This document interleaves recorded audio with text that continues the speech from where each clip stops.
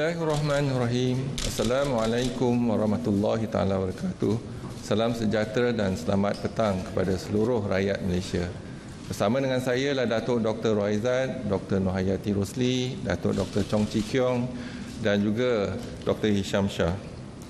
Kementerian Kesihatan Malaysia ingin memaklumkan bahawa terdapat 42 kes yang telah pulih dan dibenarkan discharge pada ward hari ini.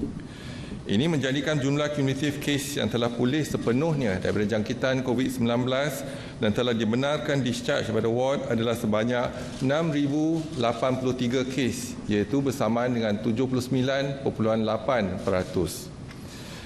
Sehingga 27 Mei 2020, jam 12 tengah hari, terdapat 15 kes baru yang telah dilaporkan. Ini menjadikan jumlah kes positif COVID-19 di Malaysia adalah sebanyak 7,619 kes. Oleh itu, jumlah kes aktif dengan kebolehjangkitan COVID-19 adalah 1,421 kes. Mereka telah diasingkan dan diberi rawatan di hospital. Sehingga kini seramai 8 kes positif COVID-19 sedang dirawat di unit rawatan rapi. Dan daripada jumlah tersebut, 4 kes memerlukan bantuan pernafasan. Daripada maklumat terkini yang dilaporkan ke CPRC Kebangsaan, dimaklumkan bahawa tiada kes kematian dilaporkan hari ini. Justru jumlah kumulatif kes kematian COVID-19 di Malaysia kekal sebanyak 115 kes, iaitu bersamaan dengan 1.51% daripada jumlah keseluruhan kes. Ingin dimaklumkan bahawa daripada 15 kes baru yang dilaporkan, 6 kes adalah kes import yang mendapat jangkitan di luar negara. Daripada 9 kes penularan tempatan, 4 kes adalah bukan warga negara Malaysia dan 5 kes adalah warga negara Malaysia. Berdasarkan laporan daripada Pertubuhan Kesihatan Sedunia (WHO), sebanyak 5,559,130 kes COVID-19 telah dicatatkan di seluruh dunia sehingga 26 Mei 2020. Daripada jumlah ini, sebanyak 348,610 kes kematian telah dilaporkan setakat ini. Pandemik ini dilihat semakin serius dan masih jauh daripada akhir. Setakat ini, negara Malaysia telah menyumbang kepada 0.14% daripada jumlah keseluruhan kes positif COVID-19 dari seluruh dunia. Setelah peningkatan jumlah kes COVID-19 yang dilihat beberapa hari lalu di Malaysia, hari ini didapati kes baru telah berkurangan kembali kepada 2 angka. Daripada jumlah kes baru hari ini ialah 15 kes, sebanyak 5 kes adalah penularan tempatan di kalangan warga negara Malaysia. Peningkatan kes COVID-19 yang dilaporkan sejak beberapa hari adalah disebabkan oleh pengesanan kes-kes COVID-19 di beberapa depo tahanan imigresen dan lain-lain kluster aktif yang melibatkan bukan warga negara Malaysia.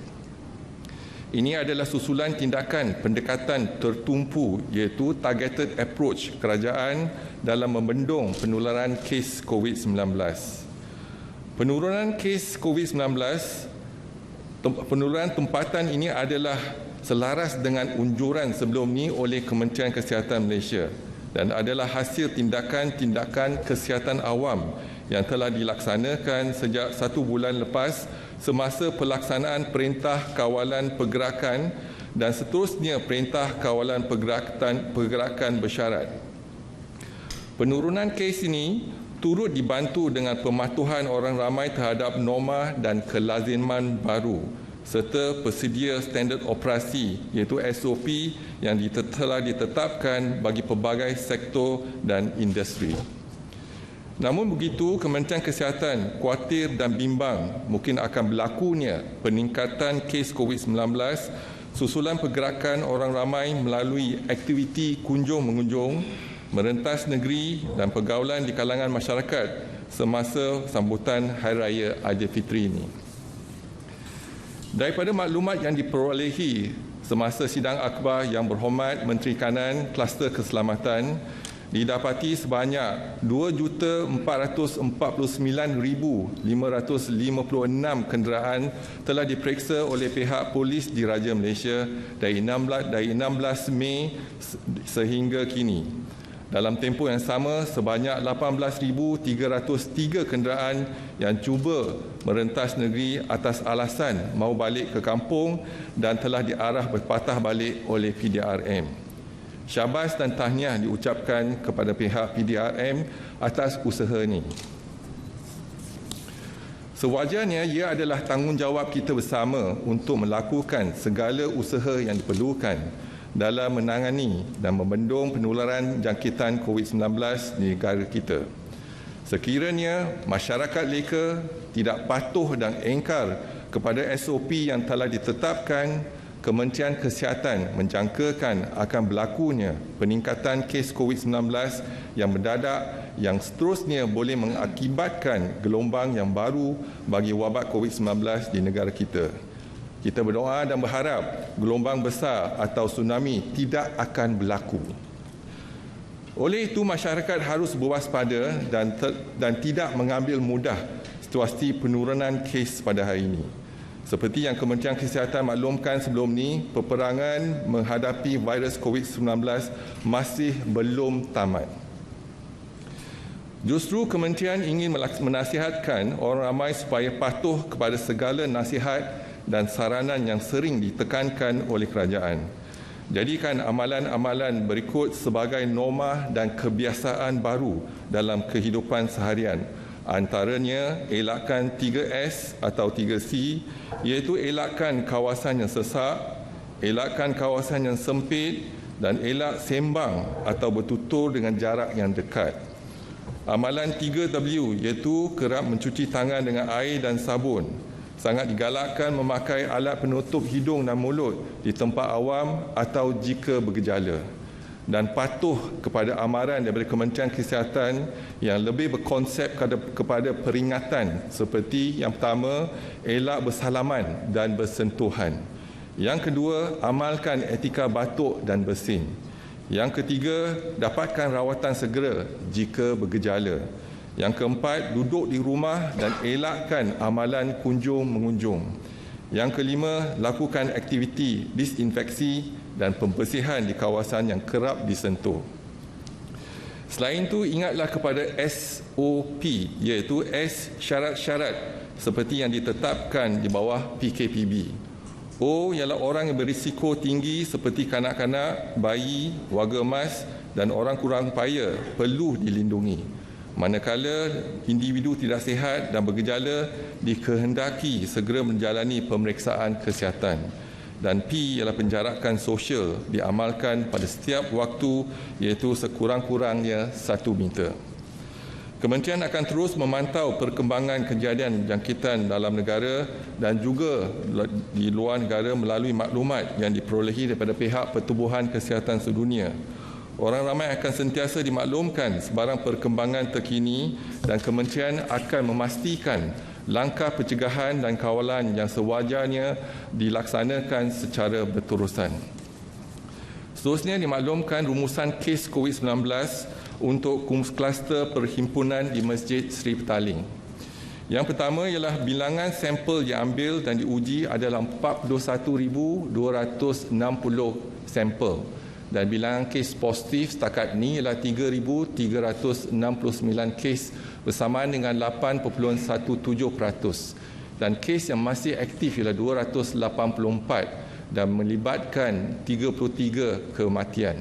Dan kluster ini telah melibatkan juga 5 generasi setakat ini.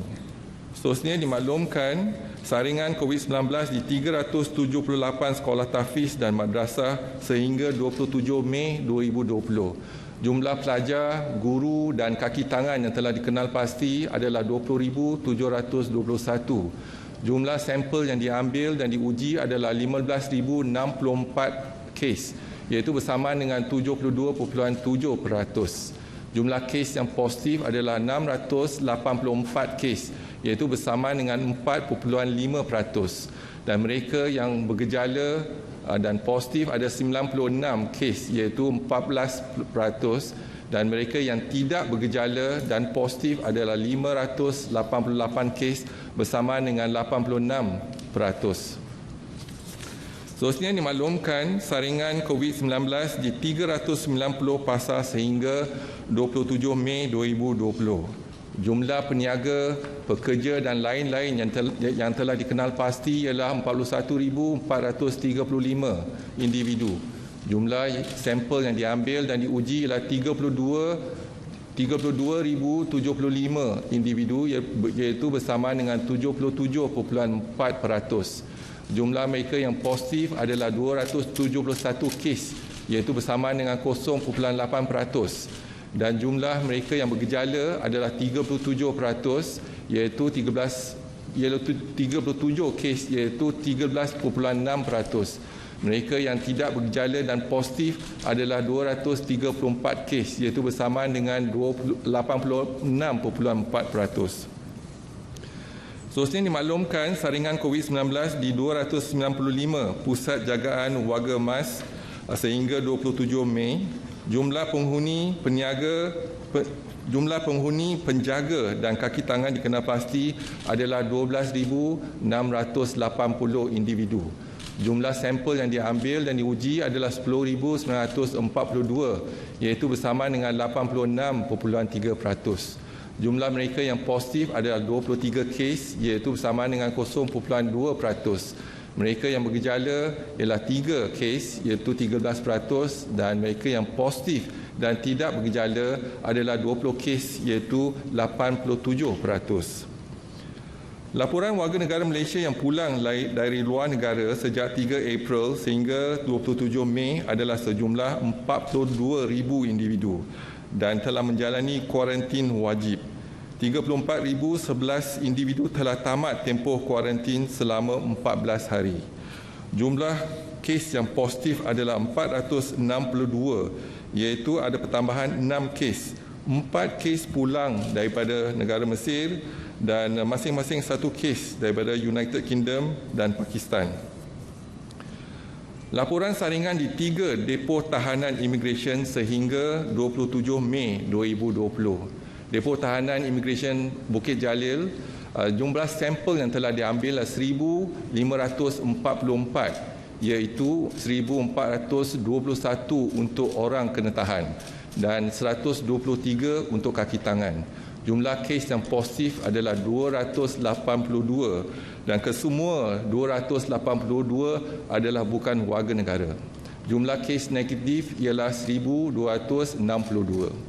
Dan depo tahanan imigresen di Semenyih, jumlah sampel yang diambil adalah 1,758 dan 1,630 adalah orang kena tahan dan 128 untuk kaki tangan. Jumlah kes yang positif adalah 66 iaitu melibatkan 1 kaki tangan. Yang mereka yang didapati positif dan bukan warga negara adalah 65. Depo tahanan Sepang, jumlah sampel yang diambil adalah 1,450 iaitu 1,348 ialah orang kena tahan dan 102 untuk kaki tangan. Jumlah kes yang positif ialah 36, kesemuanya melibatkan bukan warga negara. Dan jumlah kes negatif ialah 1,414 dan tiada kes menunggu keputusan. Seterusnya dimaklumkan saringan dan ujian yang dijalankan untuk bukan warga negara iaitu jumlah yang disaring setakat ini ialah 30,671.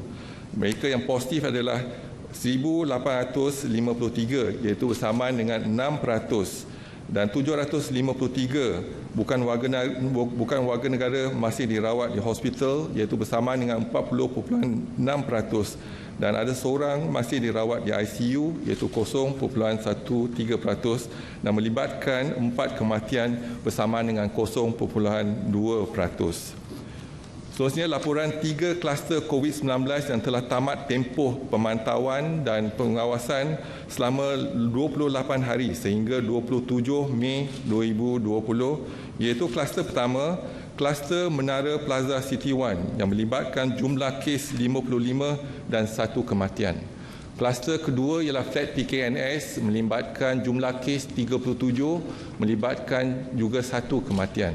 Dan kluster ketiga, kluster petugas kesihatan Sabah melibatkan 35 individu dan juga tidak melibatkan tidak melibatkan kes kematian. Seterusnya, laporan kluster COVID-19 yang aktif sehingga 27 Mei 2020. Kluster yang pertama, tapak pembinaan setia alam, ada pertambahan 2 kes menjadikan jumlah kes 15. Kluster DTI Bukit Jalil ada pertambahan 1 kes menjadikan jumlah kes 282. Dan kluster Pudu ada pertambahan 1 kes menjadikan jumlah keseluruhannya 69 kes. Lain-lain 28 kluster tiada pertambahan kes pada hari ini. Seterusnya dimaklumkan kapasiti harian 45 makmal COVID-19 sehingga 26 Mei 2020 dan kita berjaya melaksanakan 21,437 ujian iaitu bersamaan dengan 77% daripada kapasiti maksima 27,667. Dan dimaklumkan juga saringan dan ujian sehingga 26 Mei iaitu jumlah ujian rapid test kit yang dijalankan adalah 3,133 sampel dan yang positif dikesan adalah 45 kes iaitu bersamaan dengan 1.4%. Dan dimaklumkan sampel ujian yang dijalankan untuk pesakit pre-op ataupun sebelum pembedahan di Hospital Kementerian Kesihatan adalah seramai 14,387 pesakit dan didapati 13 kes positif dikesan bersamaan dengan 0.1%. Dan juga dimaklumkan laporan harian kes COVID-19 mengikut negeri adalah seperti berikut. Negeri Selangor ada 5 kes, 3 kes import dan 2 kes kluster tapak pembinaan setia alam, iaitu melibatkan 2 Bangladesh, warga Bangladesh. Yang seterusnya ialah negeri wilayah Persekutuan Kuala Lumpur, 3 kes import dan masing-masing 1 kes kluster depo tahanan imigresen Bukit Jalil, 1 kes saringan ibu pejabat polis Dangwangi dan 1 kes saringan pekerja tapak pembinaan di Lembah Pantai iaitu melibatkan bukan warga negara. Dan untuk negeri Sarawak ada 3 kes dalam siasatan iaitu ketiga-tiga adalah warga negara Malaysia. Dan ada 1 kes di Sabah iaitu 1 kes saringan pintu masuk antarabangsa yang baru balik pada negeri Selangor menggunakan RT antigen yang positif untuk warga negara. Jadi saya buka kepada sebarang soalan dan pertanyaan, silakan. Datuk DG, boleh komen sikit mengenai amaran WHO tentang kemungkinan berlaku puncak kedua peningkatan kes COVID-19 dalam gelombang yang sama? Terima kasih. Jadi kalau kita lihat memang amaran tu daripada WHO ada asasnya. Jadi kita lihat banyak negara telah pun melonggarkan dari segi kawalan pergerakan dan sebagainya. Jadi kalau kita tak patuh kepada SOP, mungkin kes akan bertambah. Jadi kita pun berwaspada kes-kes pertambahan kes-kes terutamanya contohnya musim perayaan dan kepatuhan warga negara Malaysia untuk melihat kepada bagaimana kita dapat bersatu dan untuk menurunkan kes-kes. Jadi kita boleh elakkan gelombang kedua ataupun tsunami yang besar ni kalau kita sama-sama patuh kepada SOP, iaitu antaranya ialah penjarakan sosial sekurang-kurangnya 1 meter, pastikan kita elakkan daripada 3C dan juga kita amalkan 3W. Inilah yang kita nasihatkan pada rakyat Malaysia untuk sama-sama membantu negara untuk kita memutuskan rantaian jangkitan COVID-19 dalam negara. Assalamualaikum Datuk. Ada 2 soalan. Kita lihat ada laporan hari ini menyatakan bahawa ada perbezaan suhu yang diambil menggunakan termometer tu dan ada yang terlalu tinggi dan ada yang terlalu rendah. Jadi adakah KKM akan menetapkan jenis ataupun specification alat ni serta cara-cara penggunaannya supaya suhu yang dicatatkan tu adalah suhu yang sebenar dan dapat mengesan kalau sebenarnya ada yang bergejala ataupun sakit. Yang kedua, selepas PKPB aktiviti riadah berjoging misalnya dibenarkan di taman awam, tapi sekarang ni apa yang kita lihat, ada setengah taman awam ni sesak dengan orang yang jogging dan tak ada penjarakan sosial. Jadi adakah KKM akan keluarkan satu syur untuk kepada MKN misalnya untuk kawal pergerakan ini supaya tak timbul pula kluster baru? Terima kasih. Terima kasih pada dua soalan tersebut. Yang satu ialah mengenai suhu. Jadi kalau kita lihat peralatan yang kita gunakan, ada dia punya syarat-syarat ataupun kaedah-kaedah yang penggunaan peralatan tersebut. Jadi kalau kita kena patuh pada peraturan ataupun syarat-syarat yang kita gunakan alat tersebut. Jadi kalau alat untuk mengukur suhu contohnya, suhu yang sepatutnya ialah 36.6 sehingga 37.2, itu suhu normal. Jadi dengan gunakan peralatan tu, kita dapat kesan kalau ada seseorang tu demam ke tidak. Dan juga kalau kita lihat kepada gejala yang biasa kita tahu ialah demam, batuk, sesama, cerit-berit dan juga sesak nafas. Tetapi gejala yang kita tak perasan ada kalanya ialah keletihan, kelesuan, itulah satu gejala. Dan juga hilang dia deria bau dan deria rasa, itu pun ialah satu gejala. Jadi kalau kita ada mereka yang datang contohnya ke pejabat ataupun ke mesyuarat hari itu, mereka kalau kita ambil suhu normal, dia tak ada kesan pada suhu tersebut. Tetapi mereka ada kelesuan dan juga ada hilang deria bau dan juga rasa. Itu juga adalah gejala yang tidak kita maklum. Jadi adalah penting kalau kita ambil tindakan, kalau kita ada gejala-gejala yang nyata contohnya demam dan sebagainya, kita pakai mask dan pastikan kita duduk di rumah, jangan datang ke pejabat. Dan hari itu di mesyuarat di JPM pun, pegawai tersebut yang datang untuk mesyuarat, dia tak ada gejala yang nyata, contohnya demam ataupun batuk ataupun sesak nafas atau sesama. Tetapi hanya gejala yang kelesuan tu yang ada. Jadi bila ada gejala kelesuan, kebetulan yang diperlukan untuk menghadiri mesyuarat tu kena kita laksanakan ujian dan ujian tu positif. Jadi mungkin walaupun kita ada mesin ataupun peralatan untuk mengambil suhu, tak semesti dia suhu yang normal tu tak ada gejala. Itu yang kita kena pastikan. Tetapi kalau ada gejala, pastikan jangan datang ke pejabat langsung. Assalamualaikum Datuk, saya ada satu soalan. Sebagaimana kita sedia maklum, penggunaan wristband untuk adalah kepada orang individu yang dikuarantin selama 14 hari. Jadi kalau kita lihat ada yang memakai wristband ini, ada yang individu yang adakah mereka boleh pergi ke tempat-tempat awam seperti pasar ataupun tempat kedai makan, dan sekiranya ada individu yang memakai wristband ini yang dikuarantin selama 14 hari memakai dan pergi keluar, apakah tindakan yang sewajarnya akan diambil oleh KKM? Terima kasih Datuk. Okay, sebelum saya jawab soalan tu, ada soalan jogging saya tak jawab lagi kan. Jadi memang kita dah sekarang ni kementerian dah bagi kelonggaran untuk aktiviti sosial. Salah satu daripada aktiviti ialah bersenam dan juga yang penting ialah apabila kita melakukan jogging atau bersenam, pastikan penjarakan tu ada.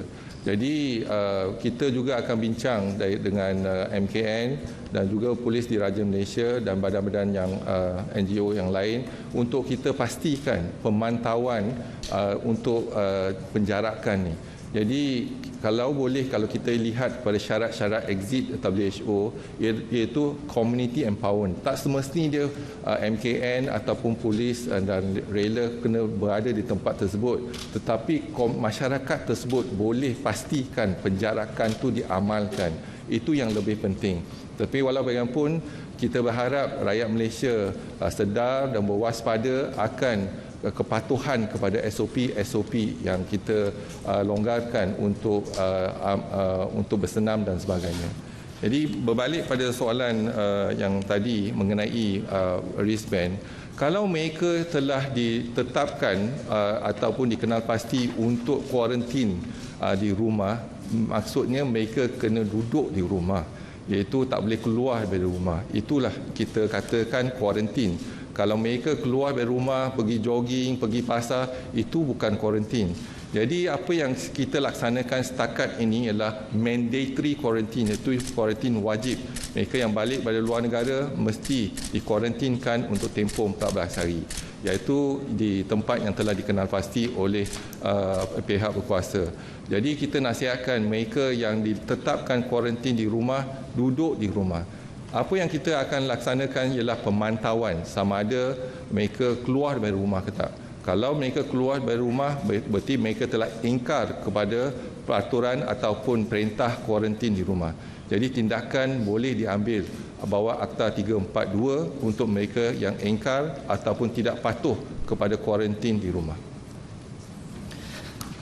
Assalamualaikum, Datuk. Muhammad from The Edge. Datuk, it's a relief to see that the number of new cases has gone down to the low double-digit level today. But you had mentioned earlier that the curve, we might see the curve to start steepening again, especially if the majority of the public did not adhere to the SOP during the Hari Raya.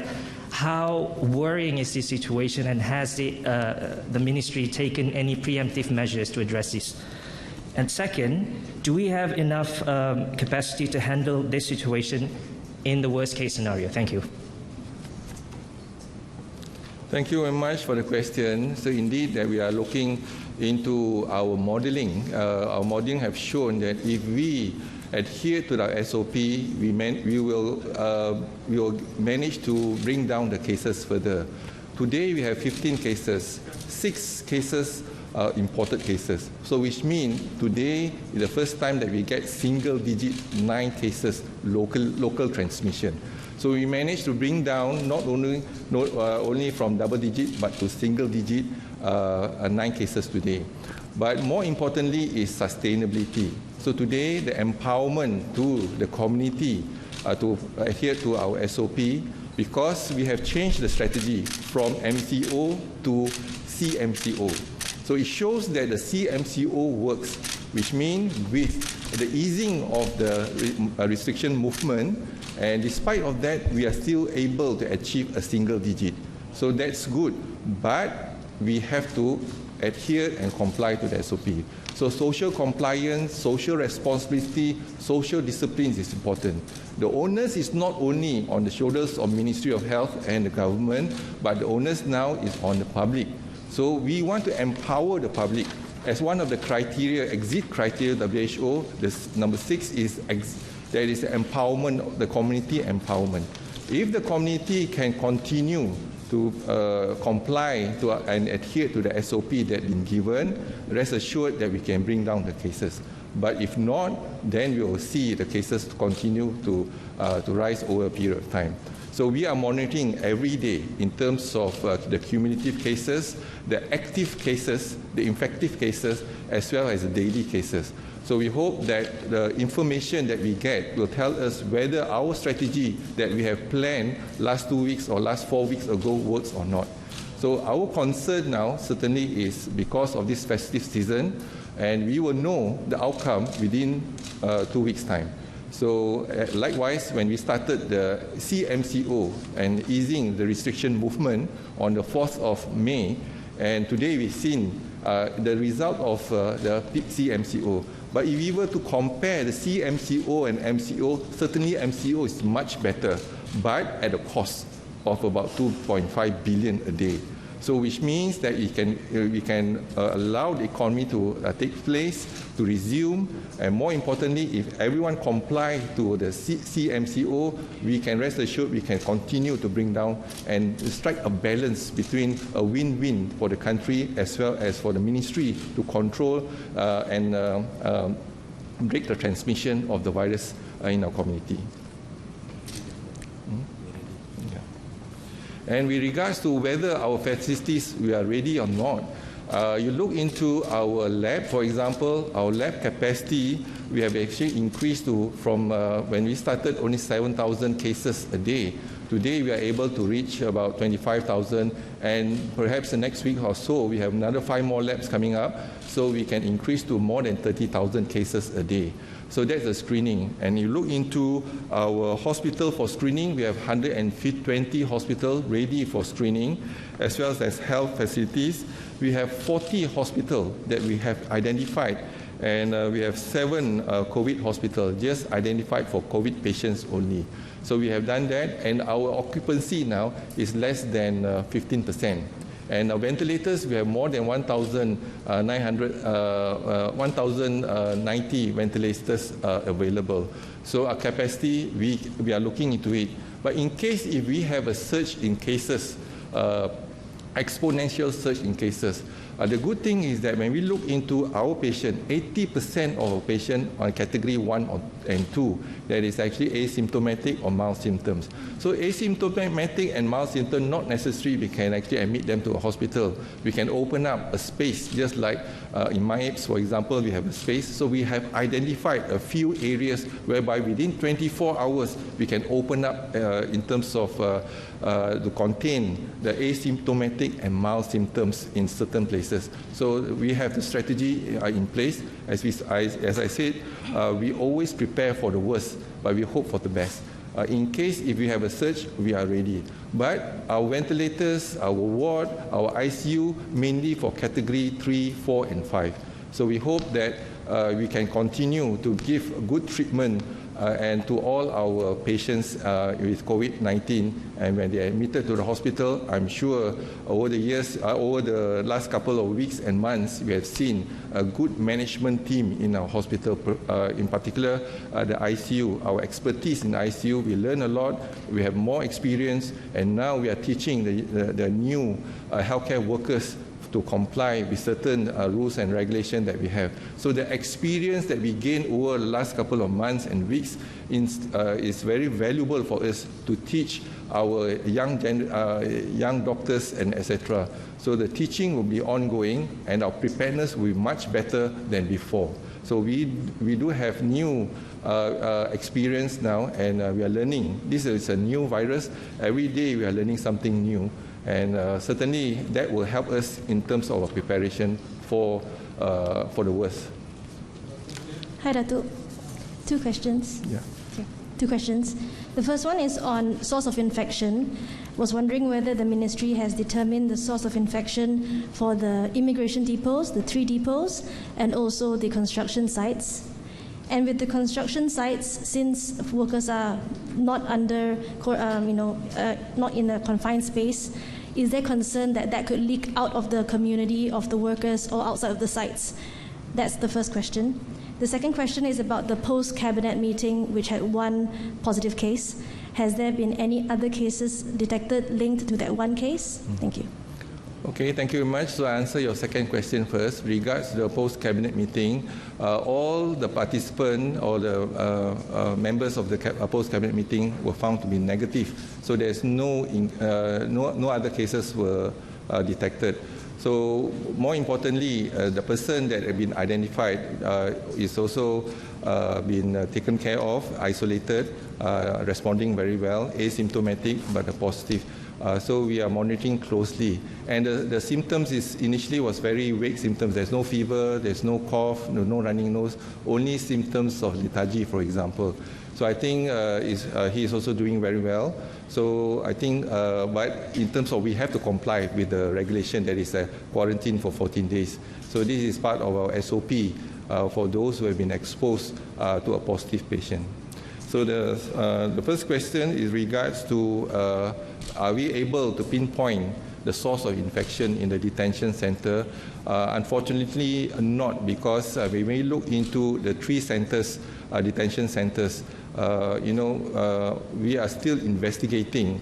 Although we do have a few exemptions, and look into the theory, but we are not able to pinpoint the cause of the infection. But nonetheless, more importantly is that we managed to isolate all of them and to our MyAPS hospital, temporary hospital, and those have a close contact will also been isolated for quarantine. So we managed to do our best in terms of active case detection and also to isolate them and to treat them. So that's more important. But again, we would like to learn from this experience to prevent other centres.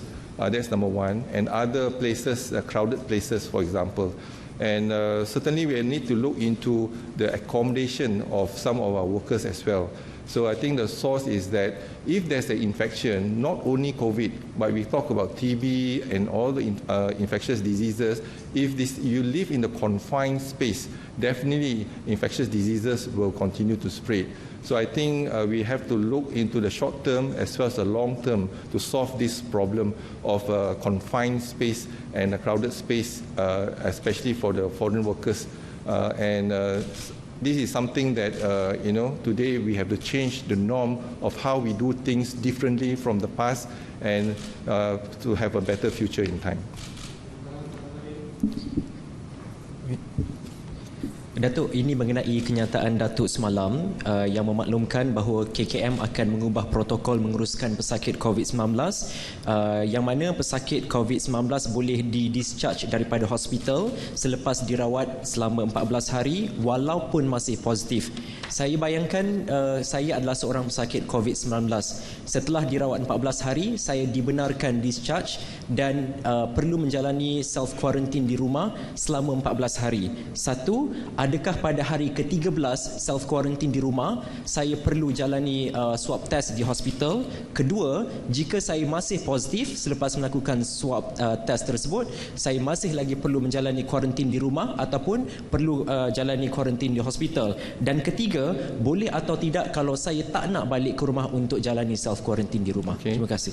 Jadi, terima kasih atas soalan tersebut. Jadi, kita lihat sekarang ni, virus COVID-19 ni, ya, tempoh inkubasi ialah 14 hari. Jadi kalau kita terdedah kepada mereka yang positif ataupun kita dalam kumpulan yang berisiko, kita akan dikuarantinkan untuk tempoh 14 hari. Jadi bila virus masuk ke tubuh dalam tempoh 14 hari, mungkin kita akan ada gejala. Gejala dia mungkin kalau positif, kita akan masukkan ke hospital. Dalam kita masukkan ke hospital, iaitu mereka yang positif tu, untuk keboleh jangkitan, itu yang kita lihat sekarang ni, keboleh jangkitan adalah walaupun dia asymptomatic, kalau hari pertama dia asymptomatic tapi dia positif, jadi itu juga adalah satu faktor yang kita kena masuk pada hospital. Dan keboleh jangkitan ialah 2-3 hari sebelum dapat gejala.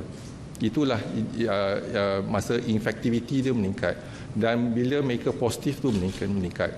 Jadi yang pertama ialah kita akan asingkan mereka yang telah terdedah kepada kes positif ataupun mereka dalam kumpulan yang disyaki 14 hari.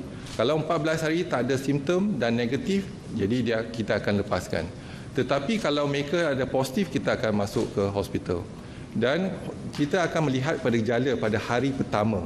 Jadi gejala pada hari pertama sampai tempoh 14 hari. Jadi kalau tempoh 14 hari, kita juga tertanya-tanya sama ada kita boleh discharge sakit ataupun tidak. Dan kita lihat pada dua konsep. Satu ialah ada yang kata dah positif negatif, lepas tu dia positif balik. So adakah itu reinfection ataupun residual. Dan kita tahu kita menggunakan kaedah ujian RT-PCR, iaitu virus yang hidup dia akan kesan dengan RT level yang tertentu, tetapi virus yang mati atau weak positif kita pun dapat kenal pasti, tetapi dia tetap akan positif lagi. Jadi dengan tu kita tahu yang weak virus ataupun kalau kita kutur ataupun culture the virus tu tak ada, dah mati, tapi fragment virus tersebut dapat dikesan oleh PCR.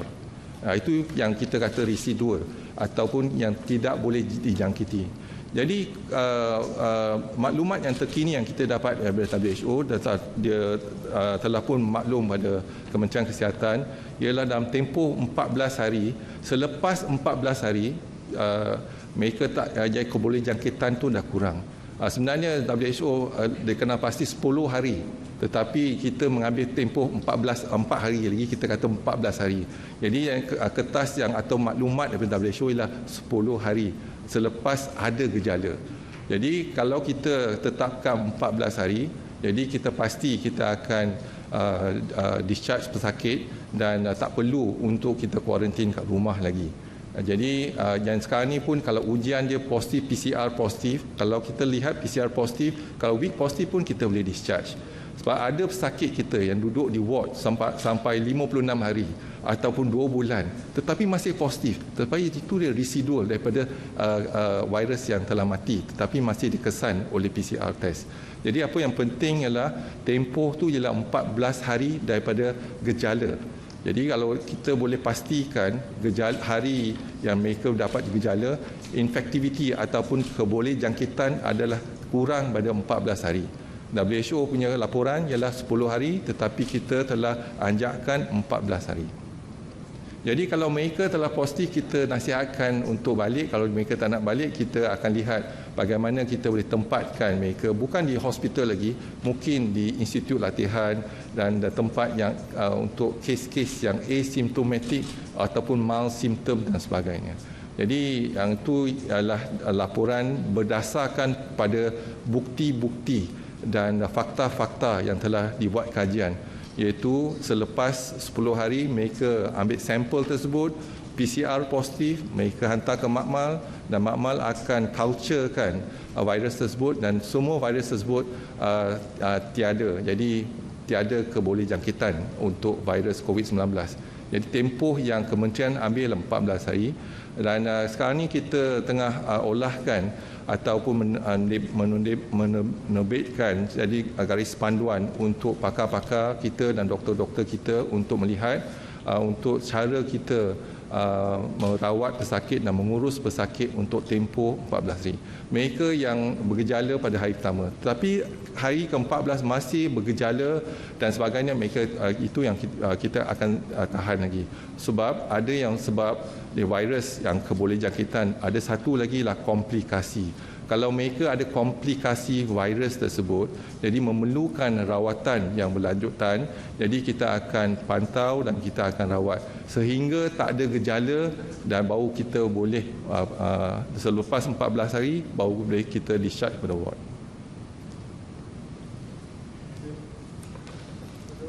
Okey, terima kasih. Sekian. Wassalamualaikum warahmatullahi wabarakatuh.